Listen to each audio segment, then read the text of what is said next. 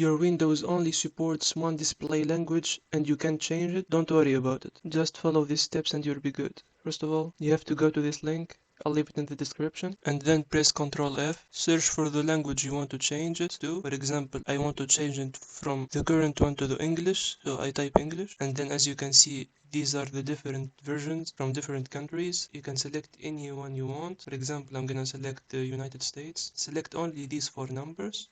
Copy it. The next step is to go to the search bar in Windows, type registry editor, and then run it as an administrator. This is what it would looks like when it opens. Go to husky local machine and then go to system, go to current control set, go to control, scroll down, you can see NLS, click it, and then go to language. Or if you are a little bit lazy like me, I would just leave this URL in the description so you can paste it to that. Select default and change the current number here with the one you just copied, and then paste it. Press OK and change the install language to. That's all. You pretty much did everything. All you need to do now is close the sections and then you make sure you reboot your PC. I hope your problem is fixed. Make sure you subscribe and see you on the next one.